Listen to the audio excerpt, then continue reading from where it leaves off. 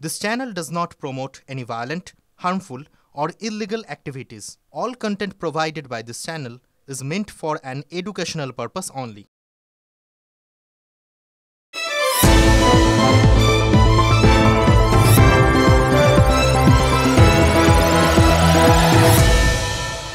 Normally যখন কথাবার্তা আমি বলতে বসি তখন যার সঙ্গে কথাবার্তা বলি তার একটা পরিচয় করিয়ে দিই। তা এতদিন ধরে আপনার সাথে যদি পরিচয় করাতে হতো তাহলে বলতে হতো শিক্ষামন্ত্রী ব্রাত্য বসুর সঙ্গে আজকে কথাবার্তা বলবো। আজকে মনে হচ্ছে যে অপসারণের সুপারিশ লব্ধ শিক্ষামন্ত্রী ব্রাত্য বসুর সাথে কথা বলতে হবে। এটা বেশ অন্যরকম একটা মুড। তার মানে না, অন্যরকম মুড মানে লোকের মুড কিন্তু বিরক্ত হয়। মানে 3 দিন ধরে যে ঘাতক রাজ্যপাল শুনতে শুনতে ক্লান্ত।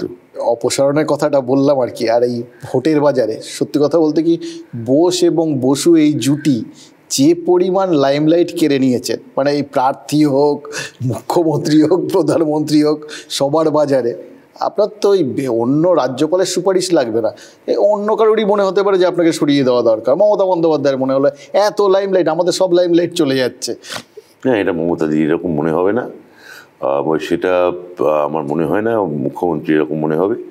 এটা উনি এরকম একটা হাওয়ায় যেরকম হুমকি দেন মাঝে মাঝে, যাদবপুরের ক্ষেত্রে দিয়েছিলেন ওমপ্রকাশ মিশ্র, এখন আবার একটা বিচার বিভাগীয় তদন্তর হুমকি দিয়েছেন গোটা বিশ্ববিদ্যালয়গুলোর সবার বিরুদ্ধে। আর আগের দিন যেটা আপনি বলছেন সেটা থেকে উনি আবার পিছিয়েও এসেছেন, মানে দুটো টুইট করে যেমন ব্যাক করেছেন, গতকাল আবার বলেছেন যে না আমি ঠিক ওই রকম সুপারিশ করছি না, যে অভিযোগ এসছে আমি কার কাছে আমি পাঠিয়ে দিয়েছি, কার কাছে পাঠিয়ে দিয়েছেন সেটাও খুব পরিষ্কার নয়। আপনি অনেকগুলো ইঙ্গিতপূর্ণ কথাবার্তা বলেছেন এবং অতীতেও বলেছেন, তার মধ্যে একটা হচ্ছে যে ওই রাজ বৃন্দাবন না না এইসব বৃন্দাবন টিন্দাবন কোনো মানে ওগুলো সব মজা রূপক, এবং আমি ওটা করতেই পারি। রাজ্যপালও মজা করে এই ক্যাম্পাসের মধ্যে সন্দেশখালি, ক্যানিবালিজম অনেক কিছু বলেছে। এগুলো তো খুব মানে এটার মধ্যে কোনো রূপক নেই, স্পষ্ট অভিযোগ। উনি যদি অধ্যাপকদের মনে করেন যে অধ্যাপকরা ক্যাম্পাসে সন্দেশখালি ঘটাচ্ছে, এই ধরনের কথা যদি উনি বলে থাকেন, ক্যানিবালিজম মানে নরখাদক ঘুরে বেড়াচ্ছে ইউনিভার্সিটিতে, এ তো প্রায় মনে হচ্ছে যে মানে উনি রবিনসন ক্রুশো, উনি নরখাদকের দ্বীপে এসে আবির্ভূত হয়েছেন। উনি কোথায় নরখাদক দেখলেন? তাহলে কি উনি নিরামিষাশী হয়ে মাংসাশীদের আক্রমণ করতে চেয়েছেন, যেটা বিজেপির একটা ঘোষিত এজেন্ডা, যে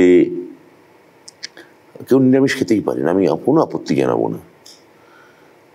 কারো মনে হতে পারে যে ফুলকপি বা দোকলা খেয়ে জীবন কাটাবে, পনির খেয়ে জীবন কাটাবে, আমি কোনো আপত্তি করবো না। কারণ 3টে জিনিসের মধ্যে 1-2 জিনিস নিরামিষ তো আমি নিজে খুব ভালোবাসি, কিন্তু আপনি তো আমার মাছ ভাত খাওয়ার অধিকার কেড়ে নিতে পারেন না। আমি যদি মাছ ভাত খাই, আপনি যদি তার জন্য নরখাদক বা ক্যানিবালিজম বলেন বা সন্দেশখালি বলেন, তাই সেটা খুব বিপজ্জনক।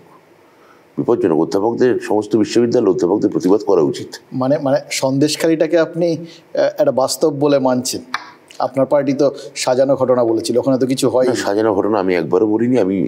আমি বলেছি নিশ্চয়ই কিছু ঘটনা ঘটেছিল, তার নিশ্চয়ই সারবত্তা আছে কিছু, কিন্তু আমাদের পুলিশই তো ব্যবস্থা নিয়েছে, আমাদের পুলিশই অ্যারেস্ট করেছে। এরকম নয় যে নন্দীগ্রামে 14 জন মারা গেল, কারা গুলি চালিয়েছিল, কবে গুলি চালিয়েছিল, সিবিআই হলো, কোনো প্রমাণ হলো না, কেউ গ্রেপ্তার হলো না।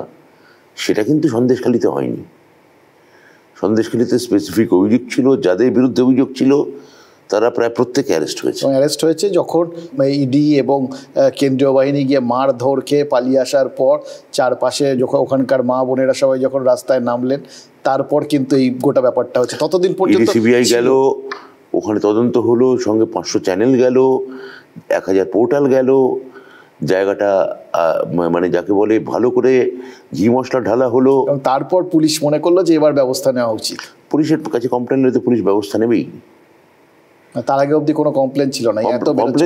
কমপ্লেন আমি তো যেটা ওখানকার পুরনো মাননীয় বিধায়ক বলেছেন, যে আমি বিধানসভায় বলেছি 11 সালে, আমি মানে বিধানসভায় গিয়ে তন্ন করে বক্তৃতা খুঁজলাম, খুব 1-2 দিন বলেছেন, এমনকি মেনশন কেসেও কোথাও সন্দেশখালি বা শাহজাহান শব্দটা উচ্চারিত হয়নি।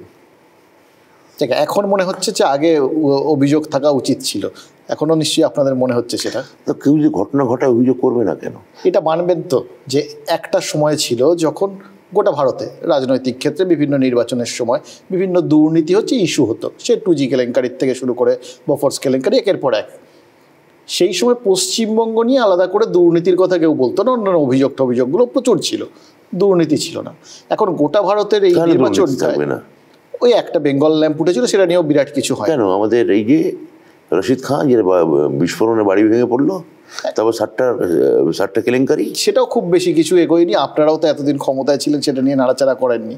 ইনফ্যাক্ট ওই নন্দীগ্রামটাও আপনাদের এই 12 বছরে খুব একটা কিছু নড়াচড়া হতে আমরা দেখিনি। পুরো ক্ষমতা সিআইডি সব হাতে থাকা সত্ত্বেও সেটা দুর্বলতা না, সেটা ভদ্রতা না। এটা যদি কেউ অন্যায় করে সেটাকে তাকে ওই অন্যায় যে করে, সিবিআই হয়েছিল, সিবিআই তো আর আমাদের হাতে ছিল না। নন্দীগ্রামে তো সিবিআই হয়েছিল, সিবিআই তো আমাদের হাতে নেই। বলুন না, পরবর্তী ক্ষেত্রে বাকি আর যা যা ছিল সেগুলোর ক্ষেত্রেও যে খুব বেশি আপনারা, যেগুলো সিআইডির হাতে ছিল, পুলিশের হাতে ছিল, কোনোটাতেই সবকটাতে আপনি এবং আপনাদের দলনেত্রী সবাই কিন্তু এই ভদ্রতার কথাটা বলেছেন। আমরা শুধু ওইটা বুঝতে পারিনি যে অন্যায় কেউ করলে তাকে তার সঙ্গে ভদ্রতা হবে কেন। সেই আমার মনে হয় যে নিশ্চয়ই কিছু আমাদের ভদ্রতার ক্ষেত্রেও হয়তো ভুল হয়েছিল, ভদ্রতার ভাষা হয়তো সবাই বোঝেনি। তাহলে অন্য ভাষা কী করে এক্সপ্লোর করা যায় সেটা নিশ্চয়ই প্রশাসন বা সরকার ভবিষ্যতে ভাববে। আপনার একটা জিনিস খারাপ লাগে না, ওই যেটা বলছিলাম যে এই মুহূর্তে একটা ইলেকশন হচ্ছে, সেই ইলেকশনটায় অন্য জায়গার দুর্নীতি নিয়ে বিরাট কিলো আলোচনা নেই, একমাত্র কেজরিওয়ালের বিষয়টা ছাড়া। হেমন্ত সোরেন আগে ছিল, যাই হোক। এবার সর্বভারতীয় ক্ষেত্রে ওরকমভাবে যে একটা সব জায়গায় একটা রাজ্যে শুধু দুর্নীতি দুর্নীতি দুর্নীতি ইস্যু, সেটা একমাত্র বাংলা ছাড়া আর কোথাও না। এত দুর্নীতির পুরো তো ট্র্যাপিজের মতো হয়ে গেছে। এই পরিস্থিতিটা বাংলা নিয়ে এরকম একটা প্রচার হবে, প্রমাণ হবে না হবে কি হবে সেটা পরের কথা। এই যে উঠছে, যে জায়গাটায় পৌঁছেছে গোটা বিষয়টা, এবং আপনার কথা ধরলে যা রটে তার কিছুটা বটে, এটা অস্বস্তি লাগে না? আপনি যদি কেরালায় যান, কেরালায় ওর মেয়েকে ইডি সামন করেছে মাননীয় মুখ্যমন্ত্রী পিনারাই বিজয়নের মেয়েকে। আমি বলছি দক্ষিণ পূর্ব সর্বত্র সিবিআই এবং ইডি ঘুরে বেড়াচ্ছে। আপনি তামিলনাড়ুতে যাচ্ছে তাই অবস্থা। সেটা তো আপনারা বলেছেন যে ওগুলো সবই মানে বিশেষ করে বিরোধী রাজ্যগুলোতে ঘুরছে, এবং উত্তর পশ্চিমে নেই। কিছুদিন আগে রাজস্থানে সিবিআই ইডি ছিল, হঠাৎ চলে গেল। যে মুখ্যমন্ত্রী বা যে মুখ্যমন্ত্রী কোনো মন্ত্রী তিনি যদি দুর্নীতি করে থাকেন, তাহলে তো তার মানে মন্ত্রিত্ব চলে যাওয়ার পরেও, মানে সরকার চলে যাওয়ার পরেও সেই তদন্ত থাকার কথা, জিয়ে থাকার কথা। রাজস্থানে নেই কেন? আমার একটা কথা বলুন, এই যে একটা কর্ণাটকে নেই কেন? কমন যেই একটা বক্তব্য, এটা বারবার দেখি, এটা জানতে ইচ্ছে করে খুব আর কি, যে যেই বিরোধী দল যেখানে থাকে, সর্বভারতীয় ক্ষেত্রে আপনারা বিরোধী দল, আপনাদের চোখে ED, CBI, NIA, income tax সবাই তারা হচ্ছে কেন্দ্রীয় সরকার তথা বিজেপির কথায় চলে। এখানে বিরোধী দল বিজেপি, সর্বভারতীয় ক্ষেত্রে শাসক, তাদের মতে পুলিশ, সিআইডি এরা সব আপনাদের দলদাস, আপনাদের কথায় চলে। এবার যদি গোটা সাধারণ মানুষের চোখে আপনারা এরকম সুন্দর পরিষ্কার করে বুঝিয়ে দেন যে সব কটা এরকম যারা এজেন্সি, নর্মালি যাদের আইন শৃঙ্খলা ঠিকঠাক রাখার কথা আর কি, তারা সবাই কারুর না কারুর কথায় চলে এবং উদ্দেশ্য প্রণোদিতভাবে অ্যাক্ট করে, সাধারণ মানুষ স্বাধীনতার পর থেকে পুলিশ ব্যবহার করা বা এই ধরনের এজেন্সি ব্যবহার করা, এটা প্রথম শুরু করে কংগ্রেস যখন 1958 সালে কেরালায় নাম্বুদ্রিপদের গভর্নমেন্ট তারা ফেলে দেয়। সেখানে অবশ্য এডুকেশন নিয়ে ক্যাথলিক চার্চের হাতে ক্ষমতা থাকবে না, এডুকেশন না পার্টির হাতে ক্ষমতা থাকবে, সরকারের হাতে থাকবে, সেই নিয়ে একটা ডিবেট হয়েছিল। তো পাওয়ার যার হাতে আছে সে এটা প্রথম থেকেই ব্যবহার করেছে। সিপিএম কম ব্যবহার করেছে নাকি? কিন্তু তার মাত্রা আছে। আপনি যদি দেখেন আমাদের সময় আমরা অ্যারেস্ট করেছি আরাবুল ইসলাম থেকে শুরু করে শম্ভুনাথ কাউ, হ্যাঁ কাউন্সিলর থেকে এমএলএ, প্রচুর অ্যারেস্ট হয়েছে আমাদের সময়। আমাদের কর্মী অ্যারেস্ট হয়েছে, হয়নি এরকমও প্রচুর আছে, হয়নি এরকম আছে। কিন্তু সিপিএমের সময় হয়নি এইটা আপনি দেখাতে পারবেন না যে হয়নি। মানে একটা যদি মানে অপরাধ কেউ করে পার্টির লোক এবং অ্যারেস্ট হয়েছে, আপনি শাহজাহান বলেছেন, তপন শুকুর আপনি ভুলে গেলেন।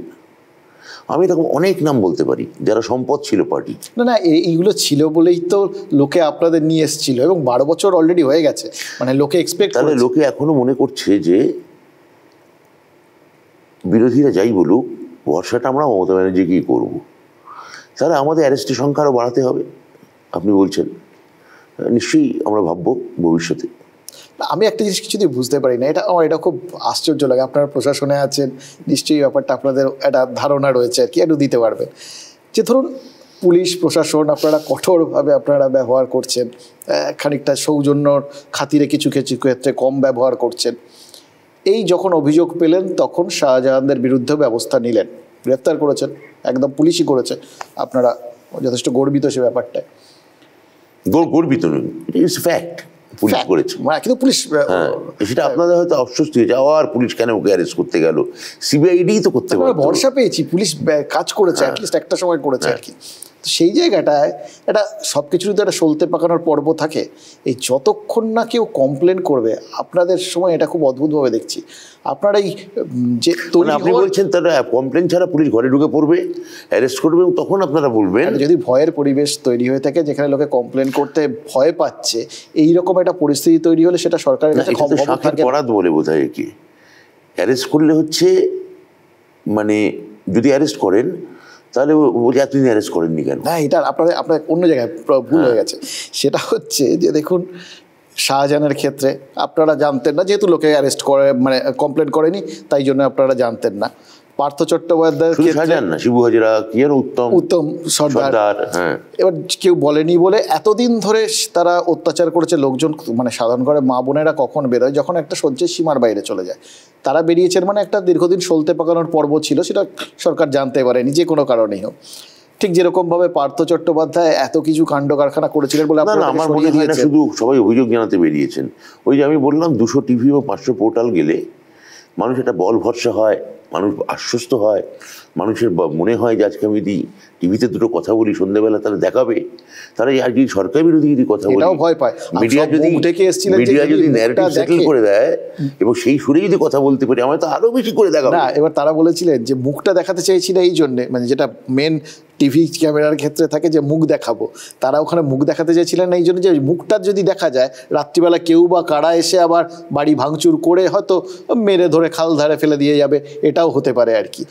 এরকম তো একটা হয়নি, এবং ওই অজস্র মুখ ঢাকা ছাড়া হয়নি মানে অজস্র মুখ অভিযোগ নেই, মুখ ঢাকা ছাড়া অজস্র স্টেটমেন্ট দিয়েছেন তাদের মিডিয়ার ভরসায়।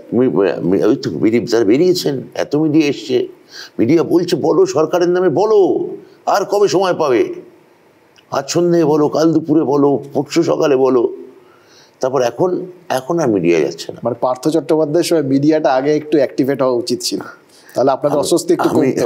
আমি এটা মিডিয়া যদি অ্যাক্টিভেট হতো তো ভালোই হতো, নিশ্চয়ই ভালো হতো হয়তো। আর মিডিয়াতে আমি না চাইলেও মিডিয়া অ্যাক্টিভেট। আপনার হাতের এই ফোনটা এখন একটা মিডিয়া, যে কেউ যে কোনো ছবি তুলতে পারে, এবং সোশ্যাল নেটওয়ার্ক সাইট যেটাকে বলে তার দুনিয়া এখন যথেষ্ট শক্তিশালী। সেও এখন ন্যারেটিভ সেটেল করছে, সেখান থেকে মেইনস্ট্রিম মিডিয়া নিচ্ছে, এরকম উদাহরণ দেখা যাচ্ছে। এই যে এই মানে পার্থদা বা শাহজাহান এরকম যারা আর কি, কোথাও গিয়ে আপনার মনে হয় না যে এই যে আরেকটু ইন্টেলিজেন্সটা একটু যদি স্ট্রং হয় তাহলে অস্বস্তিটা একটু কমে? আমার মনে হয় না এরকম। আমি ব্যক্তিচ্যুতি হিসেবে দেখি, ধরুন এরকম অজস্র মানে চিটফান্ড কাণ্ডে হোক বা উইকিলিক্সের সময় প্রচুর সাংবাদিকের নাম এসবে কাণ্ডে জড়িয়েছিল, তাতে আপনি কি সত্যি মাথা নিচু করেন বা আপনার কি কোথাও বিবেকের দংশন হয়? না, সে তো পার্থ চট্টোপাধ্যায়, তিনি ওখানে শিক্ষামন্ত্রী ছিলেন, আজকে আপনি শিক্ষামন্ত্রী, আপনি কি তার জন্য আপনি লজ্জা পান না? তো নিশ্চয়ই না, নিশ্চয়ই না, কারণ প্রত্যেকের তো ইন্ডিভিজুয়াল। আপনি ওটাকে মানে তৃণমূল শাসক এবং আপনার অবস্থান কি, এটা একটা কমন প্রশ্ন। ওই লোকটা এমন করেছে, তাহলে কি আপনার কোথাও একটা বিবেক দংশন হচ্ছে? গন্ডগোল কিছু হয়েছিল? আপনি কেন নরেন্দ্র মোদীকে কি বলছেন না যে বঙ্গালু দক্ষিণের জন্য আপনার লজ্জা হয় না? শিক্ষাক্ষেত্রে গন্ডগোল হয়েছিল না হয়? শিক্ষাক্ষেত্রে গন্ডগোল হয়েছিল হয়নি সে তো মহান্য কোর্ট দেখছেন। তো আমি নিশ্চিত যে যথাসময় খুব শিগগিরই ট্রায়াল শেষ হবে এবং তখন জানতে পারবেন। কিন্তু তার থেকেও বড় কথা, আপনি কি মনে করেন গণ্ডগোল যদি হয়ে থাকে তা সংশোধনের চেষ্টা হচ্ছে কি হচ্ছে না? 10,000 চাকরি দেওয়া হয়েছে কিছুদিন আগে, সংশোধনের চেষ্টা হচ্ছে, মানে গণ্ডগোলটা হয়েছিল বলে। আমি তো বলেছি মামলা করুন না প্লিজ, ওয়েলকাম। দেখুন, হিউম্যান এরর হতে পারে, একাত্রা কোনো হয়তো পার্থদারটা হিউম্যান এরর, ইচ্ছাকৃত এরর। আমি এটা যেহেতু কোর্ট বিচার করছে, মিডিয়া ট্রায়াল চলছে, আমি সেখানে আবার পার্টিতে একটা বিচার হয়েছে, পার্টি একটা সিদ্ধান্ত নিয়েছে, কোর্ট বিচার করছে, মিডিয়া বিচার করছে, আমি আর সেখানে বিচার করে আর অতিরিক্ত আর কি ব্যঞ্জনা তৈরি করতে পারবো? এটা জাস্ট এই জন্য জানার যে দেখুন আলটিমেটলি তো আমরা আপনাদের, তো আমাদের পার্টি কেউ নন এখন, না কেউ নন, আপনারা বার করে দিয়েছেন, কিছু গন্ডগোল করেছিলেন সেই জন্য বার করেছিলেন, আপনাদের প্রাথমিকভাবে মনে হয়েছিল। তো এবার ধরুন শিক্ষা দপ্তরের মন্ত্রী, দলের মহাসচিব এবং একটা ঐতিহাসিক পদ, মানে যেটা রাষ্ট্রসংঘ ছাড়া। আপনি কি অতীশী মার্ডেনাকে জিজ্ঞেস করুন না, কেজরিওয়ালের জন্য কি আপনার লজ্জা হয় না? আমরা এইটাও না খুব ভীষণ জানতে ইচ্ছে করে, জানেন তো, মানে আজকে যখন পেয়েছি জেনেই নি আর কি, যে এই যে সবকটায় আপনার একটা রেফারেন্স ফ্রেম আপনারা খুঁজে নেন, যে যখনই আমি কোথাও শাহজাহান বলবো আপনি তপন শুকুর বলবেন, এখানে যদি আমরা কেউ কামধুনি বলি সঙ্গে সঙ্গে বানতলা বলবেন বা হাতরাস বলবেন, ওইগুলো উন্নাও মনে পড়ে যাবে। ওখানে হয়েছিল বলে এখানে করার অধিকার হয়ে যায়, এটা একটা অসাধারণ রাজনৈতিক, কিন্তু সব দলের ক্ষেত্রে হয় না, একদম হয় না। আমি বলতে চাইছি যে এই মুহূর্তে নিউ ইয়র্ক শহরেও কোনো না কোনো সম্ভ্রমহানি ঘটনা ঘটছে, কিন্তু তার জন্যে মানে ডেমোক্রেটিক পার্টি মাত্রই খারাপ, কোনো শাসন নেই, এই পার্টি মানেই ভুল, এটা কেউ বলছে না। তার জন্য কিন্তু কালকে আবার একটা গণধর্ষণের ঘটনা ঘটেছে একাধিক, এটা আমেরিকা বা ইউরোপে আমি দেখাবো যে টাকার তছরূপ, তার ট্রায়াল হয়েছে, জেলে গেছেন, খোদ প্রেসিডেন্ট পর্যন্ত জেলে গেছে। ঠিক, তার জন্য গোটা জাতি ভ্রষ্ট বা গোটা পার্টি ভ্রষ্ট, এই ধরনের কোনো ন্যারেটিভ সেটেল হয় না। অজস্র উদাহরণ আমি আপনাকে, আমরা একদম স্পেসিফিক জায়গাটাই বলছি, ধরুন সন্দেশখালী বা পার্থ চট্টোপাধ্যায়, যাদের সম্পর্কে আপনারা স্টেপস নিয়েছেন, সেই জায়গাটায় দাঁড়িয়ে কোথাও গিয়ে মনে হয় না চারপাশে অসংখ্য হুব্বা তৈরি হয়ে গেছে, রাজনীতিতেই হুব্বা তৈরি হয়ে গেছে অনেক, রাজনীতিতে সব জায়গাতেই আছে। তো হুব্বা তৈরি হয়েছে কি বড় কথা নয়, ওই আমার হুব্বাকে যে ধরেছিল ডিআইজি দিবাকর মিত্র, মানে আমার সিনেমায় ডিআইজি সিআইডি, সেও প্রচুর তৈরি হয়েছে। কিন্তু এগুলো তো মানে কি বলবো, এগুলো মানে মানে পলিটিক্যাল মানে পোটেন্ট নয় বিষয়গুলো, প্রশ্নগুলো, মানে এটা এটা এটা আরও আমরা গভীরে যেতে পারতাম। কিন্তু আমি এই মুহূর্তে কথা বলবো, আপনি বললেন ওই আপনি কেন হাতরাসের উন্নাও বা এদের কেন উদাহরণ দেবেন, যেন ঘটেনি, বানতলা আসলে ঘটেনি, জানেন তো, না এগুলো ঘটে, সব বানানো। এই বানতলাটাও যদি অন্যায় হয়, ঠিক যতটা অন্যায় হয়, কামধুনি ঠিক ততটা, সাইবাড়ি কিছু ঘটেনি, আপনি জানেন তো, যা ঘটে প্রত্যেকটা অন্যায়। আমাদের বক্তব্য যে সাধারণ মানুষ আমরা এইভাবে দেখি, আমার কাছে বানতলা অনন্তকাল ধরে কাছে চলে আসছে, উন্নাও অন্যায়, অনন্তকাল ধরে চলে আসছে অন্যায়। না আমি একটু জাস্ট বুঝি আপনার কাছ থেকে, যে আমার কাছে আজকের দিনে যদি কামধুনি ধরেন বা দিনে উত্তরবঙ্গের ঘটনাগুলো ধরেন, সবকটা অন্যায়। সন্দেশখালীও অন্যায় নিশ্চয়ই, আগের যা হয়েছে তপন শুকুর যদি অন্যায় হয়ে থাকে তাহলে এগুলোও অন্যায়। এটা সাধারণ মানুষের দৃষ্টিভঙ্গি। রাজনীতিক, সে আপনি তৃণমূল হন, আপনি পদ্মফুল হন, আপনি তারাহাতুরি হন, যেই হন, আপনারা সবাই যখনই যার দিকে আঙুল ওঠে তখনই একটা রেফারেন্স নিয়ে বল, ওই সময় তো হয়েছে, তখন তো বলেননি, এখানে মানে ওখানটা হলে কেউ অন্যায় করেছিল বলেই তো আপনাদের লোকে ভরসা করে নিয়ে এসছে, তাহলে আপনাদের সেই অধিকারটা জন্মায় করা। আপনি কি আমায় এমন একটা প্রশাসন আনতে পারেন, দেখাতে পারেন যে যখন ভারতবর্ষে মানে একটা খুন হবে না, আসলে একটাও ধর্ষণ হবে না, একটা সবাই কি সুন্দর একটা এক্সপেক্ট করাটা অন্যায়? আমার মনে হয় না এরকম, তার ওটা পৃথিবীতে হবে না, এটা হয় না। এটা কথা হচ্ছে যে খুন এবং ধর্ষণ ঘটলে সঙ্গে সঙ্গে ব্যবস্থা নেওয়া হচ্ছে কিনা, অভিযোগ হলেই সঙ্গে সঙ্গে ব্যবস্থা নেওয়া হবে। কিন্তু আপনি যদি জানতেই না পারেন, সন্দেশখালীতে যখনই জানা গেছে ব্যবস্থা নেওয়া হয়েছে। আপনাদের ইন্টেলিজেন্স তাহলে বলতেই হবে ভয়ঙ্কর উইক, মানে শিক্ষায় এতগুলো ব্যাপার হয়ে গেল কেউ জানতে পারেনি, রেশনের এত বড় পুরনো কথা হয়ে গেল, সেগুলো কেউ জানতে পারেনি, এটাও তো পুরনো কথা হয়ে গেল। এটা তো অলরেডি বলা হয়ে গেছে যে হ্যাঁ আমাদের উইক, আপনারা মিডিয়া বলেছে, আমরা হাত জোর করে মেনে নিচ্ছি। আপনারা যা বলবেন মহামহিম ধর্মাবতার, যা বলবেন একেবারে মাথা নিচু করে শুনে নেবো, আপনারাই তো রক্ষাকর্তা হুজুর, হুজুর আইন আপনারাই তো দেখছেন, আমাদের মিডিয়াই তো ঠিক করবে, আপনারাই ঠিক করে দেবেন কে মুখ্যমন্ত্রী হবে, মুখ্যমন্ত্রী কীভাবে প্রশাসন চালানো উচিত, কে অর্থমন্ত্রী হবে না, কীভাবে বাজেট টাজেট বলা উচিত, কোন গলায় বলা উচিত, কিভাবে কোন বাজেটে খাতে কি থাকবে। তো এইগুলো তো বলা হয়ে গেছে অলরেডি। তারপর দেখা যাক লোকসভায় ভোটের, আমরা দেখুন সন্দেশখালি আপনাকে তো একটা উত্তর দেবে লোকসভা ভোটে, সেটার দিকে আপনি মনে হয় আপনি খানিকক্ষণ ধৈর্য ধরি। আচ্ছা, আমরা ধরে নিলাম আপনার কথা শুনে এটাও বোঝার, আমি একদম সাধারণ মানুষ হিসেবেই আপনার কাছ থেকে জানতে চাইছি যে ধরুন আপনাদের টার্গেট হচ্ছে 42টা জেতা, মমতা বন্দ্যোপাধ্যায় বলেছেন, তো ধরে নিচ্ছি 42টাই আপনারা জিতে গেলেন, সন্দেশখালি মিথ্যে হয়ে যাবে? না, হবে না। সন্দেশখালি মিথ্যে হবে না, উন্নাও মিথ্যে হবে না, হাতরাসও মিথ্যে হবে না। উন্নাও ঘটার পরে বিরাট লিড নিয়ে 19-এ এসছেন। আফরাজুলের ঘটনা যখন ঘটেছে, শম্ভুলাল রেগার যখন পুড়িয়ে মারল বাবরি মসজিদের 25তম বর্ষপূর্তি উপলক্ষে মালদার একজন শ্রমিককে, তারপরে 19-এ বিরাট মেজরিটি পেয়েছে, তারপরে ওর মৃত্যু কি মিথ্যা হয়ে গেল? না। মানে সন্দেশখালির এফেক্ট এই ভোটে পড়বে বা ভোটে তার রিফ্লেকশন হবে, এটা আমরা এক্সপেক্ট নাও করতে পারি। ভোটে যদি আমরা জিতিও, তার মানে এমন নয় যে সন্দেশখালিতে কিছু ঘটেনি, কিন্তু সন্দেশখালি একটা বড় অংশ এই কথাও বলতে পারে যে এগুলো বিচ্ছিন্ন ঘটনা, এগুলো প্রশাসন যথারীতি ব্যবস্থা নিয়েছে, আমরা প্রশাসনের উপর আস্থা রাখছি, এটাও বলতে পারে। কিন্তু উল্টোটাই একেবারে হবে যে প্রশাসন চাই না, প্রশাসন এই সরকার চাই না, যেটা আপনারা বলতে চান, মানে যেটা না বললেই নয়, যেটা বলেন আপনারা, সেটা তো আমরা একটাই কথাই বলি, আমরা তো সবসময় চাই যে প্রশাসনের ওপর, পুলিশ প্রশাসন সবটার ওপর মানুষের ভয় ভক্তি সবটা থাকুক, তবেই না সমাজটা ঠিকঠাকভাবে চলবে। এই যে আজকে হঠাৎ করে 5টা ছেলের মনে হলো একটা মেয়েকে তুলে নিয়ে গিয়ে গণধর্ষণ করা যায়, জঘন্য ঘটনা। এই প্রবৃত্তিটা হয়তো তখন ঘটে, এটার জন্য সরকার কিছু করতে পারবে না। কার মাথার মধ্যে কখন এরকম মনে হবে, সরকার কিছু আটকাতে পারবে? কোনোদিন আটকাতে পারবে না, কোনো পশুকে এইভাবে কোনোদিন পারবে না, একদম তাই। কিন্তু পশুর মনে একটা ভয় তৈরি হতে পারে, যদি আমি করি পরের দিন আমাকে এইটা হবে। আমার ধারণা সেই ভয় পশ্চিমবঙ্গে তৈরি হয়ে গেছে, প্রশাসন ব্যবস্থা নিচ্ছে, এবং একটা কামদুনির ক্ষেত্রে একটা বিচ্ছিন্ন ঘটনা ছিল সন্দেশখালিতে। আপনি যদি বলে থাকেন যে ওখানে স্থানীয় যদি কারোর রাজনৈতিক নেতৃত্বের মদত ছিল, তারাও আজকে জেলে, তাহলে প্রশাসন সেসব রাজনীতি করুক, যত শক্তিশালী সে হোক, তাকে ছাড় দেয় না।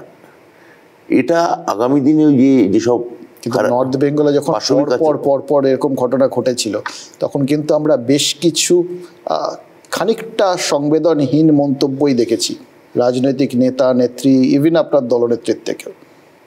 অস্বীকার করবেন? আমার মনে হয় না সেটা। আমি আপনাকে বললাম যে এই ব্যাপারটা যদি জনগণ এবং প্রশাসন থাকতো এবং পুরোনো ক্লাসিক্যাল মিডিয়া থাকতো, কিন্তু আপনি জানেন সমস্ত কিছু ব্যাকরণ এখন ভেঙে চুরে গেছে পোস্ট ভার্চুয়াল যুগে, পোস্ট ইন্টারনেট যুগে। তো কোনো সময় রাজনীতিবিদ অসহিষ্ণু হতে পারে, কিন্তু আমরা রাজনীতিবিদের থেকে যেটা আশা করি যে আপনাকে সকার বকার যাবতীয় 5000 গালাগাল দেবো, আপনাকে ঠান্ডা মাথায় বলতে হবে হুজুর মা বাপ। এইটা সবসময় মাঝে মধ্যে আপনাদেরও দিয়ে দেয় আর কি, কোনো রাজনীতিবিদ সেটা ধৈর্য হারাতে পারেন।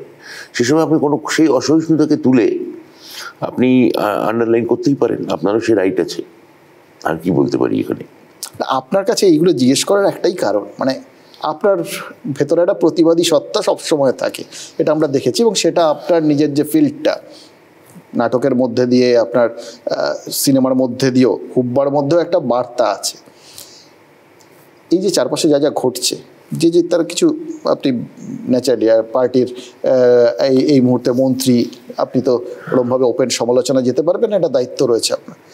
ভেতরের যে আক্ষেপগুলো সিনেমার মধ্যে দিয়ে বা নাটকের মধ্যে দিয়ে আগামী দিনে আমরা দেখতে পাবো। এখন দেখুন, এই যে টেকনোলজিক্যাল, মানে এই যে আক্ষেপ প্রতিবাদ, এই শব্দগুলো তো এখন অনেকটা টেকনোলজির উপর নির্ভরশীল। আপনি আমাকে বললেন যে আপনার প্রতিবাদ করতে ইচ্ছে হয় না, তারপরে আপনি ওটাকে আমার স্লো মোশন করে দিতে পারেন। আমি হয়তো স্লো মোশনে মাথাটা এরকম তুললাম, হাতটা এরকমভাবে রাখলাম, ওটাকে আপনি স্লো মোশন করে দিলেন। মানে আমি এমন একটা প্রশ্ন করেছি যেটা আমার উল্টো দিকে চেয়ারে যেটা বসে আছে তার মনের মধ্যে আসলে কত দ্বিধা, দীর্ণতা, মানে দীর্ণতা চলছে, কত ভাঙচুর চলছে, সেটা এডিট টেবিলে সম্পাদক বসে তুলে আনলেন। এটা প্রমোতে এরকম থাকলে মানে প্রমোতে, হ্যাঁ, পেলাম না আপনার মধ্যে একটা পেলে প্রমোতে ইউজ করতেন একদম। তাহলে ওটা হচ্ছে আক্ষেপ, প্রতিবাদ, রুখে দাঁড়ানো, ঘুরে দাঁড়ানো, এবং ভেতরে একটা কোথাও একটা সংবেদনশীল মন নিয়ে চলার টেকনোলজিক্যাল ভাষ্য, প্রযুক্তির ভাষ্য। মানে এগুলো সবই তো প্রযুক্তি হয়ে গেছে। এই পরিস্থিতিটা বাম আমলে ছিল, কারণ ওই সময় আপনি তাদের প্রতিবাদ করে নাটক করেছেন। তাও এগুলো মানে 24 ঘন্টা চ্যানেল এসছে, মানে সর্বভারতীয় চ্যানেল বাংলা এসছে 5 সালে। তার 2 বছরের মধ্যে একটা সিঙ্গুর, একটা নন্দীগ্রাম, যারা এতদিন নিশ্চিন্তে সাইবারি করেছে, নিশ্চিন্তে আনন্দমার্গী পুড়িয়েছে, নিশ্চিন্তে এই আমাদের কেশপুর করেছে, ছোটাগাড়িয়া করেছে, একটা সিঙ্গুর, একটা নন্দীগ্রাম 24 ঘন্টার চ্যানেল পুরো খেলা পাল্টে দিল। মানে আপনাদের মানে এই যে তার মধ্যে আমরা 15 বছর তৃণমূলের উত্থানের পেছনে 20 বছর এইটার পেছনে নিয়ে যেতে যাই, তৃণমূলের থেকেও মানে এই যে পালাবদল, তার পেছনে তৃণমূলের থেকেও 24 ঘন্টা নিউজ চ্যানেলগুলোর ভূমিকা বেশি। তৃণমূল তো সংসদীয় লড়াই করেছে, কিন্তু মানুষ মানে যদি মানুষকে এটা না দেখাতেন, ওই চ্যানেল 24 ঘন্টা চ্যানেল যদি না দেখাতো যে আপনি শুনছেন যে বা পড়ছেন যে কেশপুরে 10 জনের মৃত্যু, আর চোখের সামনে আপনি ভিজুয়ালি দেখছেন নন্দীগ্রামে 14 জনের মৃত্যু, সকালবেলা টিভি খুলে আপনি দেখছেন প্রায় শুট আউট আর টোকানওয়ালা হচ্ছে প্রায়, এইটা দেখা এটা মানুষের মনে একটা ইম্প্যাক্ট পড়েনি বলতে চাইছেন। গোটা ভারত কিন্তু দেখেছে যে সন্দেশখালীর মা বোনেরা কিভাবে বেরিয়ে এসে তারা অভিযোগ করছেন দিনের পর দিন তাদের রাত্রিবেলা বললাম যে প্রযুক্তি সেটা পারছে আজকের দিনে। আরো একটা জিনিস দেখছে, এই যে ধরুন আপনাদের নেতা নেত্রীরা যারাই বেরোচ্ছেন আর কি, প্রায় সব জায়গাতেই নিয়ম করে তারা বলছেন যে আমাদের নিজেদের লোকেদের নামতে হবে, অন্তর্ঘাত করা যাবে না, আপনারা বসে থাকবেন না, যদি আপনারা নিজেরা না নামেন, নিজেদের কর্মীদের বলছেন না নামেন, তাহলে কিন্তু তারপরে নেতাদের বুঝে নেবো আমরা। নিজেদেরই বলতে হচ্ছে বেশি, এটা সবাই দেখছেন। মানে নিজেদের, আমাদের পার্টি কি জানেন তো অতটা রেজিমেন্টেড পার্টি নয়।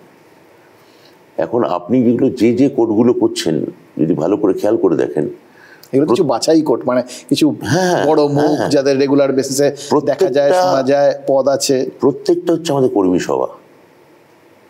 দুর্ভাগ্যের বিষয় হচ্ছে যে অর্থাৎ আমাদের অভ্যন্তরীণ মিটিং আজ অব্দি 2005 থেকে 19 বছর হয়ে গেল, 20 বছর হতে যাচ্ছে 2025-এ। আলিমুদ্দিন স্ট্রিটের অভ্যন্তরে কি কথা হচ্ছে, কি আত্মসমালোচনা হচ্ছে, কোনো চ্যানেল আজ অব্দি দেখাতে পারেনি, কারণ ঢুকতে দেয় না, শাটার নামিয়ে দেয়, ওই অবধি আসুন, ওই যে লিকার চা খান, ঢুকতে দেবো না। বিজেপি অভ্যন্তরীণ মিটিংয়ে কি আত্মসমালোচনা চলছে আপনি দেখতে পাবেন। কংগ্রেস রেজিমেন্টের হওয়াটা ভুল না খারাপ? এটা ভালো দিক।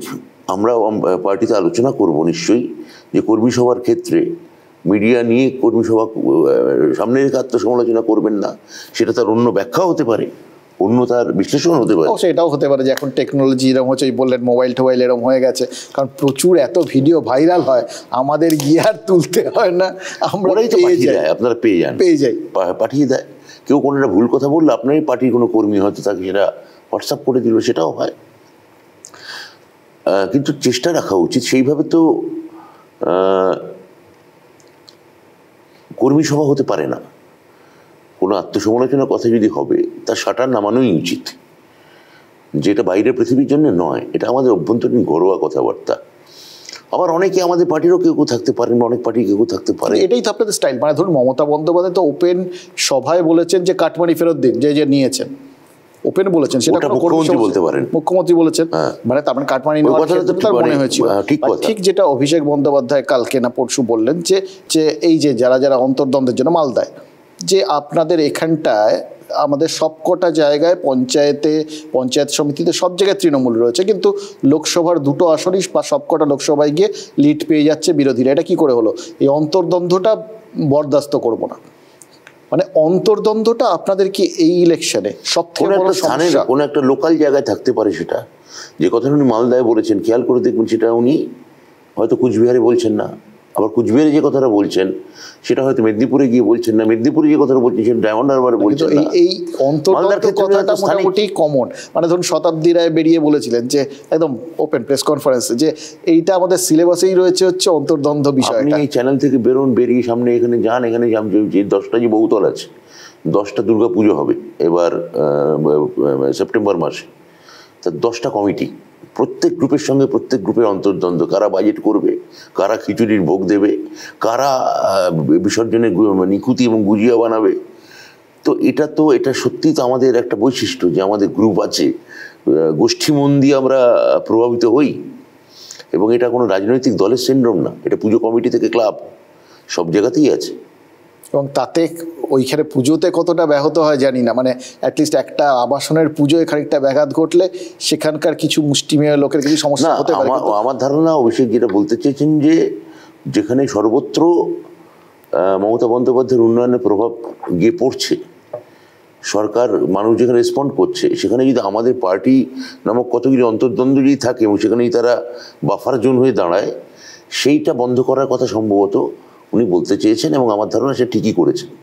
এই যে এত আপনারা মানে বিভিন্ন জায়গায় এত কিছু করেছেন, লক্ষ্মীর ভাণ্ডার, কন্যাশ্রী, বিভিন্ন জিনিসগুলো, এবং যেটা বললেন এত উন্নয়নের সুফল সবাই পেয়েছেন, তাহলে বারবার এইটা কেন বলতে হচ্ছে যে যদি এখান থেকে লিড না পাই তাহলে এখানে কিন্তু পরে কাজ হবে, এখানে কাজ হবে না, আর সুফল পাবেন না? এটা তো থ্রেটে, মানে পুরোপুরি এই হাতে দিন এই হাতে নিন, এরকম সুন্দর অভিনয় করে দেখালেন, মানে থ্রেটের গলাটা কি সুন্দর আনলেন, থ্রেট খালি বললেন চান্স নিচ্ছি। দেখুন এন্ড অফ দ্য ডে এরপরে তো কবে কি করতে হবে আপনি পরিচালক কোথাও আপনি যে এই যে থ্রেটের গলাটাও নিয়ে এলেন, হুমকির গলাটা অভিষেক বন্দ্যোপাধ্যায় এইভাবে থ্রেট দিয়েছেন এবং সেটা অভিনয় করে দেখালেন, এটাকে হচ্ছে যে এটাকে আমরা কি বলবো, ন্যারেশন অফ মিডিয়া। তা এটা আমার ভালো, এটাও না বললেই নয় আমার দিক থেকে, তো মানে না বলে চলছিল না আর কি, চান্স আছে আর কি ভবিষ্যতে। তো এটা বলেছেন।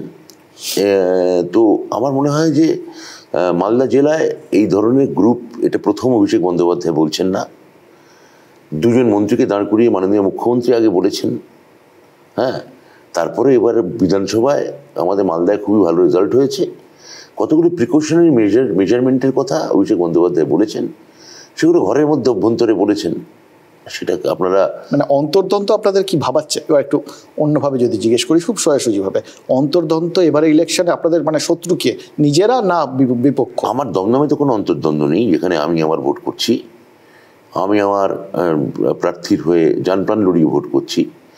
সব জায়গার আঞ্চলিক বিন্যাস আমার পক্ষে বলা সম্ভব নয়। কিন্তু আমার একটা কথা বলুন, সত্যি সত্যি এই যে বিভিন্ন জায়গায় বিভিন্ন স্তরের নেতারা যেটা বলছেন যে যদি ভোটটা না পাই তাহলে পরিষেবা পাবেন না, একটা হুমকি, এটা কি কাঙ্ক্ষিত? একদম কাঙ্ক্ষিত নয়, একেবারে কাঙ্ক্ষিত নয়। কে আমি এরকম হুমকি দিয়ে যদি লোকালি কেউ বলে থাকে, সে একটু উৎসাহী আতিশয্যে বাড়াবাড়ি করে ফেলেছে, সে ওটা নিজেও জানে যে সে ভুল বলছে, কারণ উন্নয়নের কাজটা তাকেই হাতে করে করতে হবে। হ্যাঁ, তো এই ধরনের কথা বলা থেকে মানে বিরত থাকাই ভালো হবে। এই যে সাম্প্রতিককালে যা যা অভিযোগগুলো উঠেছে, এই সেই শিক্ষাক্ষেত্র থেকে শুরু করে বা রেশন বা অন্যান্য সব কিছু পুরো নিয়োগ, এগুলো সবই হচ্ছে 21-এর ভোটের পর। পঞ্চায়েত নির্বাচনটা মাঝখানে হয়েছে, পঞ্চায়েত নির্বাচন নিয়ে বিবিধ অভিযোগ বা যা কিছু আছে আমরা সেটাকে ধরলাম না। এই ভোটে এগুলোর কতটা আপনাদের অস্বস্তিতে পড়ছে যখন আপনারা বেরোচ্ছেন লোককে ফেস করছে? দেখুন, অস্বস্তিতে পড়ছি না, কেননা আমরা যখন বেরোচ্ছি আমরা তো বাড়ি বাড়ি যাচ্ছি, এখনো অবধি কেউ বলেননি। তবে আপনি যখন এতবার করে এই অনুষ্ঠানের মাধ্যমে প্রভোগ করছেন, নিশ্চয়ই কেউ না কেউ একদিন না একদিন নিশ্চয়ই আমাদের অস্বস্তিতে ফেলবেন, এইটুকু আশা তো আমরা সিনিয়র লিডাররা পারি। আমাদের কাছে এসে বলে গেছেন, লাস্ট নাম এখানে অনেকে মানে এই কথাবার্তা অনেকে বসেছেন, লাস্ট নাম হচ্ছেন তাপস রায়, যিনি কয়েকদিন আগে আপনাদের ছিলেন। আজকাল এই যাতায়াতের জায়গাটা এত খুব, উনি তো অস্বস্তির কথা বললেন তো দল ত্যাগ করার উপর। হ্যাঁ, তার আগে তো বলেননি। দলের অভ্যন্তরে নাকি বলেছিলেন একজন দলের শৃঙ্খলাবদ্ধ সৈনিক হিসেবে, সেটা আমল পাননি বলে। না, আমি তো এরকম কথা শুনেছি, অভ্যন্তরে কোথায় বলবো কাকে বলবো কিছুই জানি না। তাহলে কোথায় বলেছেন, কাকে বলেছেন উনিই জানেন। আচ্ছা যাই হোক, তা উনি যেটা বলেছেন আমি সেটাই বলি, জাস্ট রাজনীতিক হিসেবে বলেছেন। যখন উনি আমাদের দলের লোক নন, ওনার কথা নিয়ে আমি এখানে চুলচারে বিশ্লেষণ করতে পারবো না। উনি যদি আমাদের দলে থাকতে বলতেন, এরকম যদি কাউকে আপনি উদাহরণ দেন যে হ্যাঁ আমার অস্বস্তি হয়েছে, আমি সেটা নিয়ে আলোচনা করতে পারি। ববি হাকিম বলেছেন যখন চোর চোর স্লোগানগুলো হ্যাঁ অস্বস্তি লাগে, স্বাভাবিক। স্লোগান দিয়েছে সিপিএম, দেয় ওরকম স্লোগান, এটা বিজেপি দিয়েছে। আপনার সব কিছুতে অথবা ধরে নিচ্ছেন সিপিএম বিজেপি সব মিলিয়ে স্লোগান দিয়েছে, সিপিএমও স্লোগান দিয়েছে, হয়েছে তো। আমাকে নিজে আমার এক মন্ত্রী বন্ধু বলেছেন যে এরকম ফেরার সময় মিটিং হচ্ছিল, ওখান থেকে গলা তুললো এবং আমার বন্ধু কাছ নামিয়ে হাত নেড়ে চলে এলেন। তো যাই হোক, কিন্তু ওটা তো একটা মানে পার্টিগতভাবে জমায়েত হয়ে আছি, ওখান থেকে একটা ছুঁড়ে দিলাম। কিন্তু ইন্ডিভিজুয়াল যখন বাড়িতে যাচ্ছি, এরকম কোনো অস্বস্তিতে এখনো পড়তে হয়নি। তবে আপনি যখন বারবার করে বলছেন, শুনছেন, সবাই শুনছেন, নিশ্চয়ই ফেলবেন আমাদের অস্বস্তিতে পড়ে, কোনো না কোনো দিন ফেলবেন। আপনি যখন শুরু করেছিলেন, মন্ত্রী হলেন, প্রথমবার মন্ত্রী হলেন, বা যে পরিস্থিতি ছিল, তার থেকে আজকের দিনটা কোনো মানে রাজনীতিক হিসেবে আপনার রিয়েলাইজেশন কি, পরিস্থিতি কিরকম বদলেছে, রাজনীতিকদের সম্পর্কে লোকের ধ্যান ধারণা কতটা বদলেছে? দেখুন, রাজনীতিবিদ সম্পর্কে আমার ধারণা, ভারতবর্ষে কোনো কারই ধারণা যে খুব উচ্চতা নয়। পরিস্থিতি, আপনি 11 সালে আমার যে সময় কথা বলছেন, তখন পশ্চিমবঙ্গে একটা মানে বদলে দেওয়ার হাওয়া চলছে। আমি সেই হাওয়ায় সামিল হয়েছিলাম। আমি বলেইছিলাম যে আমি ইতিহাসকে বুঝতে এবং ইতিহাসকে ছুঁতে এসেছি। তা আজকে আমি 15 বছরে প্রায় হতে ছিলাম আমি শাসক। এর মধ্যে অনেকগুলো মেজর ঘটনা ঘটেছে। ফেসবুক আমাদের দেশে 2006-এ আসে, ইউটিউব 2004-5-এ আসে, হোয়াটসঅ্যাপ 2010-এ আসে, ইনস্টাগ্রাম বোধহয় 2013 বা 14। এগুলো তো এগুলো সবই ধীরে ধীরে ধীরে ধীরে, টুইটার ওই সময়ই তার কাছে, এগুলো একটা প্রভূতজনক মানে একটা প্রভাব ফেলতে শুরু করেছে এখনকার রাজনীতিতে। এখনকার রাজনীতিতে প্রায় পুরোটাই একটা ভার্চুয়াল পারসেপশন, তারপর অনেকটা নির্ভর করে হচ্ছে। 2005-এও 11-তেও আমি যখন লড়ছি, তখনও ফেসবুক আছে, কিন্তু এতটা সক্রিয় নয়, মানে তার বহুল প্রচারিত হয়নি। হোয়াটসঅ্যাপ তো হওয়ার প্রশ্নই ওঠে না। কিন্তু এখন এগুলো খুব মানে, আমি যদি আপনাকে ছোটো ছোটো গ্রুপ করা, ট্রোল করা, মেলাইন করা, সংঘবদ্ধভাবে ঝাঁকে ঝাঁকে ঝাঁপিয়ে পড়া, এগুলো আপনি বলতে পারেন রাজনীতি এখন খুব বেড়ে গেছে। এবং 11 সালের যদি সঙ্গে যদি মানে খুব ডিসক্রিটলি আপনি যদি একটা পার্থক্য করতে বলেন, তাহলে এইটাই সেই পার্থক্য। এমনিতে আপনাদের একটা বড় ব্যাখ্যা এর আগেও আমরা দেখেছি যে, এবং সব থেকে বড় শক্তিও, সেটা হচ্ছে এখানকার মহিলা ভোটার 50% হিসেবে। কিন্তু সেটা বাদ দিয়ে আমরা তো আমাদের এখানে মা বোনেদের সম্মান এবং তাদের যে প্রভাবটা, সেটা অন্যরকম। সেই জায়গাটায় দাঁড়িয়ে এরা কিন্তু মমতা বন্দ্যোপাধ্যায়ের পেছনে দাঁড়িয়েছিলেন, তার উপর ভরসা করেছিলেন, বিরাট একটা সমর্থন দিয়েছিলেন। সাম্প্রতিককালের এই ঘটনাগুলোতে আপনাদের এই ভোট ব্যাংকে কোনো প্রভাব পড়বে বলে মনে করছেন? না, কিন্তু দেখুন মেল গেজ, পুরুষতন্ত্র আমাদের মাথায় কীরকমভাবে সেট করে থাকে। এই যে আপনি বললেন না যে রাজনীতিবিদরাও যখন যখন বক্তৃতা দিতে যান, আপনিও বললেন যে অমুক এবং উপস্থিত মা ভাই বোনেরা, কখন আপনি শুনবেন না মা বাবা ভাই বোনেরা বলছে, বা উপস্থিত বাবা ভাইয়েরা। তার মানে মেল গেজের সাইকোলজি হচ্ছে এই, আমার যে সামনের যে মহিলা আছেন, তিনি সম্পর্কে আমার মা হতে পারেন, মানে আমার বাবার সূত্রে তিনি আমার মা হতে পারেন, কিন্তু আমার মাতৃদেবীর সূত্রে কোনো অতিরিক্ত কোনো বাবা আমি জীবনে বরদাস্ত করব না। এটা একটা পুরুষতন্ত্র, কিন্তু আপনিও বললেন এটা জটিল ব্যাখ্যা। কেন আপনি বলুন তো, যে আমরা আমাদের দেবদেবীদের ক্ষেত্রে যদি গোটা বিষয়টা নিয়ে যাই, তাহলে সেখানে আপনি তো কার্তিক দেব বলেন, গণেশ দেব বলেন, আপনি মহাদেবের পুজো করেন, আপনি বাবা মহাদেব অব্দি মাঝে মধ্যে বলেন আর কি, বাবা তারকনাথ অব্দি বলেন তো অসুবিধা কি আছে? বলি তো আমরা মা কালীও বলি, বাবা তারকনাথ বলতে রাজি আছেন। মানুষের ক্ষেত্রে মানুষ বলতে রাজি হচ্ছে না। এবার এই যে সন্দেশখালী, এরকম তো হতে পারে যে সম্মান জানানোর ক্ষেত্রে আমাদের, এটা যদি মাইন্ড না, আমি বলছি এটা যদি সবার মাইন্ডসেট থাকে, তাহলে এই ধরনের ঘটনা বারবার ঘটবে, কোনো প্রশাসনই কিছু করতে পারবে না। এইটা আমি আপনাকে বোঝাতে চাইলাম। আমরা বুঝতে পারলাম যে এই সন্দেশখালি যদি না ঘটতে হয় তাহলে এখন থেকে প্রচারে গিয়ে রাজনৈতিক নেতাদের ফার্স্টে বাবা এবং মায়েরা বলে শুরু করতে হবে। বলা উচিত, মানে সমানভাবে অ্যাড্রেস করা উচিত। আপনারাও বলার সময় বলেছিলেন বাংলা নিজের মেয়েকেই চায়, মানে ওই সেন্টিমেন্টটাকে কাজে লাগিয়ে প্রচারটা হয়েছিল, সেটা ডিভিডেন্ড দিয়েছিল মারাত্মকভাবে। সেটা আমাদের পজিশনিং ছিল মমতাদি, মানে বিজ্ঞাপনের ভাষায় যদি পজিশনিং হয়, ইউএসপি হয়, ইউএসপিটা ছিল আমাদের মমতাদি, এখনো তাই। হ্যাঁ, কিন্তু ব্যাখ্যাটা বা প্রচারটা ওই একই দিক থেকে, যেটা বললেন মেল গেজের মাথার মধ্যে থাকার প্রভাবে আপনাদের মধ্যেও ছিল আর কি, এবং সেটা ডিভিডেন্ড পেয়েছিলেন। তাতে ডিভিডেন্ড যদি পাওয়া যায় এরকম থেকে অসুবিধে কি? কিন্তু তাহলে আপনি ডিভিডেন্ড করতেই থাকুন, আর কি বলবো। আমি তো একটা আমি বলছি ডিভিডেন্ড, টিআরপি এর বাইরেও একটা সোসাইটি এক্সিস্ট করে যেখানে আমি মনে করি যে law and order, rationality, normal instinct এবং অ্যানিমাল ইনস্টিংক্ট এর একটা ভারসাম্য আনা সম্ভব।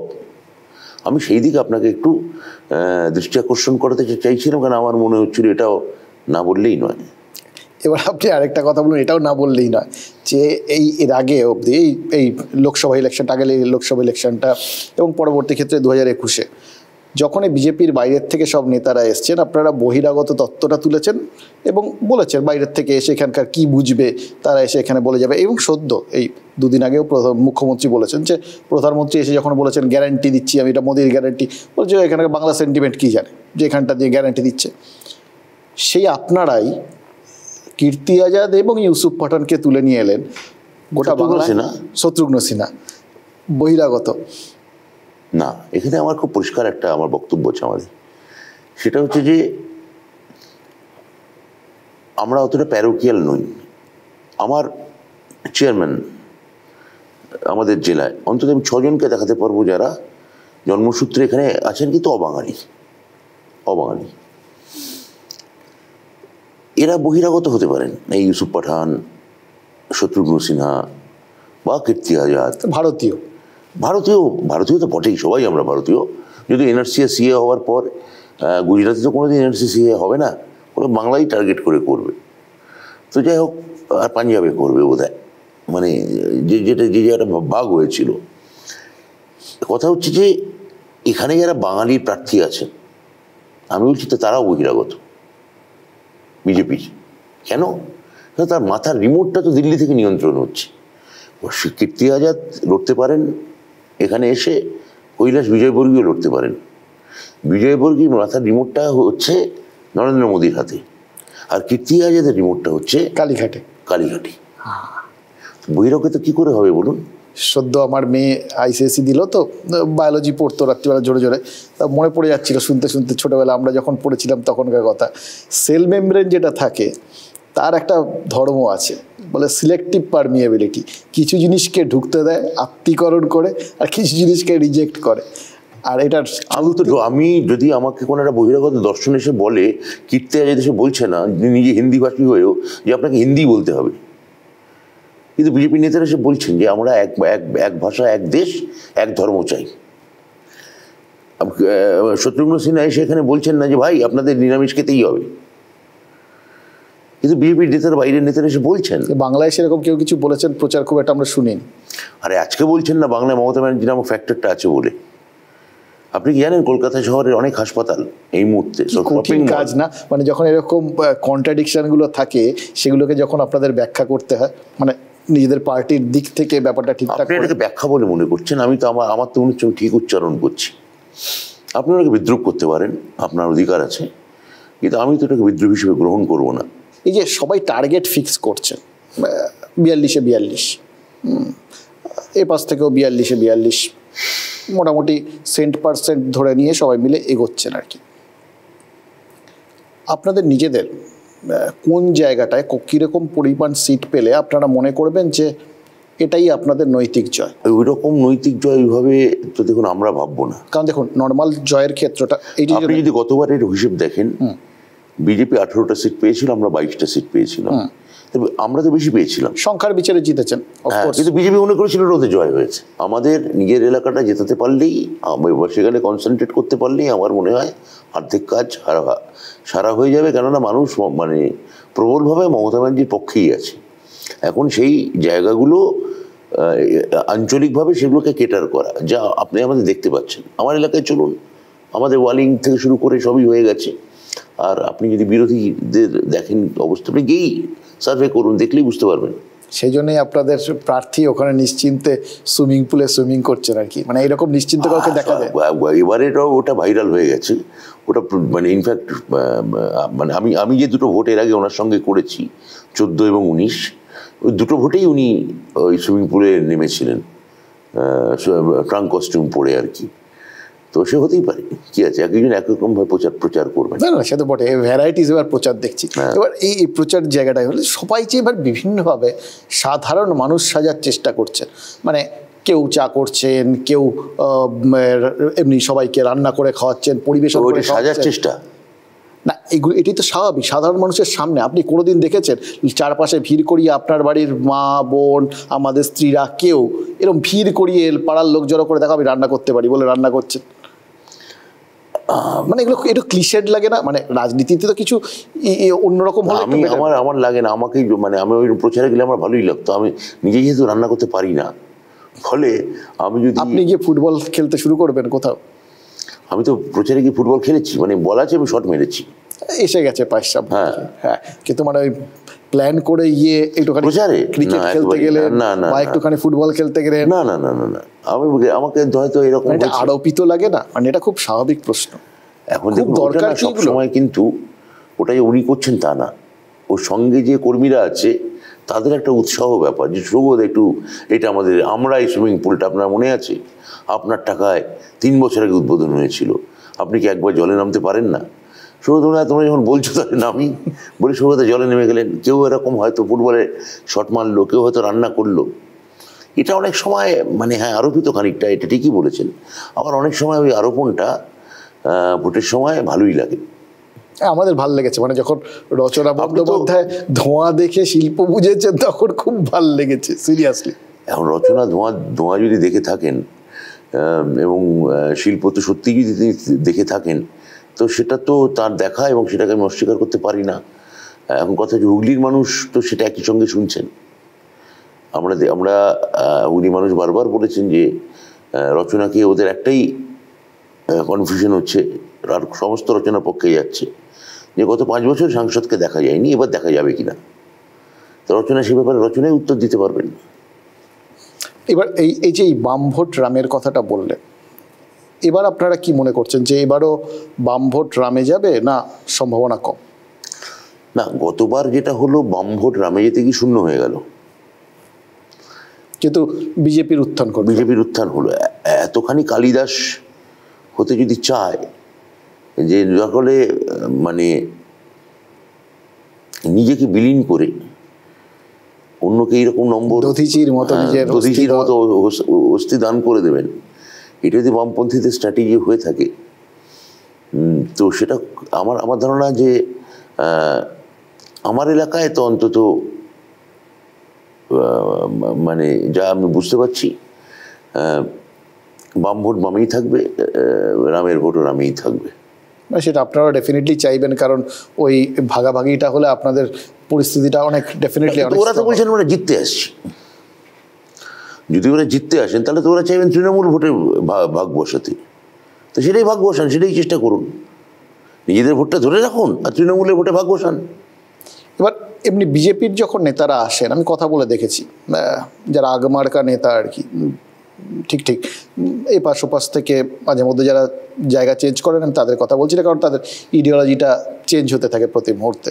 এখানে দম বন্ধ, ওখানে বাতাস, ওখানে দম বন্ধ, এখানে বাতাস, সেটা চাপ।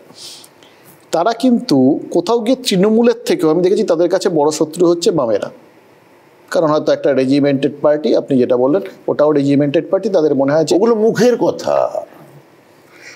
মুখের কথা, যে রেজিমেন্টেড পার্টি, ওরা লাল, আমরা গেরুয়া, আসলে সব মিলেমিশে একাকার এখানে, এবং দুজনের সম্পর্ক যথেষ্ট ভালো। তাহলে এই দুজনের ভাগাভাগি যদি হয়ে যায় তাহলে আপনাদের ভালো। এবার সেই জায়গাটায় কে এগোক আপনারা চাইবেন? আমি কাউকেই চাইবো না, আমি যে কেউ এগোতে পারে, আমার অসুবিধা নেই। আমরা 1 নম্বর হচ্ছে কি না, আমি তো আপনাকে বললাম, আমি আমার এলাকার ভোটটাই আমি আপনাকে বলতে পারি সেইটা নিয়ে আমার কনসার্ন বেশি। এবং আবার সৌগত রায় 4 বারের জেতা খালি সময়ের অপেক্ষা। এই যে এতটা কনফিডেন্স সব কটা দিক থেকে আর কি, এত কিছু হয়ে যাওয়ার পর যাবতীয় অভিযোগ এবং মিডিয়া এবং আজকের দিন প্রচার সব কিছু সত্ত্বেও, সেটার পেছনে মূল কারণ কি? ডোল পলিটিক্স, লোককে দেওয়া? কাউকে দিলে মানে গরিব মানুষকে দিলে বলা হয় ডোল পলিটিক্স, না দিলে বলা হয় নিষ্ঠুর, কোনো কাজ করেনি। আমি বললাম না যে প্রশাসক হচ্ছে শাঁখের করাত। আপনি যদি কোনো মানুষকে কন্যাশ্রী দেন, এই ডোল পলিটিক্স করছে, আপনি না দেন, মেয়েগুলো এরকম এত মেধাবী মেয়ে রাজ্যে, তাদের দিকে একবার তাকাবেন না কেউ? প্রশাসন তাকিয়ে দেখবে না? তো এটা ডোল পলিটিক্স বলে আমি মনে করি না। যেটা প্রচুর অর্থনীতিবিদ বলেছেন যে যে কোনো উন্নয়নশীল দেশে, তৃতীয় বিশ্বের দেশে উচ্চবিত্তদের সরকার লাগে না, মধ্যবিত্ত এবং নিম্নবিত্তদের লাগে। বিশেষত নিম্নবিত্তদের লাগে, তাদের পাশে সরকারের এথিক্যালি থাকা উচিত। হ্যাঁ, এথিক্যালি থাকা উচিত। আমার সরকার মুখে মেহনতি মানুষের সরকার, গরিব মানুষের সরকার এসব বলে, সর্বহারার সরকার এসব বলেনি। আমরা একটা সিম্পল স্লোগান দিয়েছিলাম, আমরা মাটি মানুষের সরকার। ঠিক। তো আমরা তাদের পাশে থাকব, এবং তাদের পাশে থাকাটাই আপনার ভাষায় আমাদের ডিভিডেন্ড দেবে। এবং এই ক্ষেত্রে আমি একদম সহমত। দেখুন, যদি সাধারণ মানুষের কাছে কিছু পৌঁছয়, রাজনীতির সুবাদেই হোক বা যাতেই হোক, সেটার সবসময় সমর্থনযোগ্য।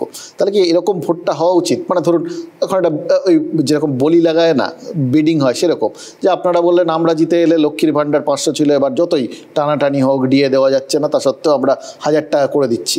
এবার বিজেপি বলবে না, আমরা এলে লক্ষ্মীর ভাণ্ডারটা 2000 করবো, আপনারা আবার সেটাকে 3000 বলবেন। ত্রিপুরায় কত টাকা? ত্রিপুরায় লক্ষ্মীর ভাণ্ডার কি চালু করতে পেরেছে বিজেপি? পাশের রাজ্য, 10 বছর হতে চললো ক্ষমতায়, আসামে কি চালু করতে পেরেছে? বাংলা এলে করবো, তার আগে আসাম বা ত্রিপুরায় করে দেখান। এই ম্যাজিকটা যখন আপনাদের জানা আছে, এত টানটানির বাজারেও লক্ষ্মীর ভাণ্ডার ডবল হয়ে গেল, তাহলে ডিএটা কেন দিচ্ছেন না? ডিএ নিয়ে আমার ধারণা মুখ্যমন্ত্রী একটা অলরেডি 2 কিস্তি বা 3 কিস্তি দিয়েছেন। আমার পুরো হিসেবটা আজকে আমার কাছে নেই। এবং ডিএ যদি কেউ দেয়, মমতা ব্যানার্জি দেবেন, এটা আমরা বলেছি। আনুপাতিক হারে যতটাই রাজ্যের পক্ষে দেওয়া সম্ভব ততটা রাজ্য সরকার নিশ্চয়ই দেবে। একদম মানে আপনার নিজের ব্যাখ্যাতে, রিয়েলিস্টিক ওয়েতে কতগুলো আসন পাবেন আপনারা? আমি সত্যি, দেখুন, এটা কোনো জ্যোতিষী হয়তো বলতে পারেন, আমার ধারণা জ্যোতিষীও পারেন না। আমি ছেড়ে দিলাম এটা, এটাতে যাচ্ছি না। আগের বারের থেকে বেশি আসন পাবেন? অনেক বেশি পাবো, আগের বারের থেকে অনেক বেশি পাবো। যাবতীয় ওপিনিয়ন পোল মিথ্যে প্রমাণিত হবে, আমার তাই ধারণা। কেননা ওপিনিয়ন পোল আমাদের রাজ্য বেশিরভাগ ক্ষেত্রেই কাজ করেনি। এবং এই যে ব্যাখ্যাটা একটা বা বক্তব্যটা যে বিজেপি কিছু বেশি আসন পেলে তাহলে 26 পর্যন্ত গড়াবে না, বিশ্বাস করেন? মানে আমাদের সরকার, আপনাদের সরকার, বিজেপিতে যে পরিমাণ চাপ তৈরি করেছে, ওরা কোথাও কোনো বিরোধী দল থাকতে দেবে না। ওরা অল ইন্ডিয়া সাফরানাইজেশন চাইছে, গেরুয়া রঙে গোটা ভারতবর্ষ ছুপিয়ে দিতে চাইছে। ওরা চাপ তৈরি করবে, সরকার চালাতে দেবে কি দেবে না, তখন একটা অন্য লড়াই হবে হয়তো। আমরা সেই লড়াইয়ের জন্য প্রস্তুত, এইটুকু বলতে পারি। নেক্সট সিনেমাটা কি নিয়ে হবে? রাজনৈতিক না অন্য কিছু? ভাবছি the interconnection between media and politics, এইটা আমি ভাবছি কিরম হবে। খারাপ হবে না। আপনাকে অনেক ধন্যবাদ আমাদের সময় দেওয়ার জন্য।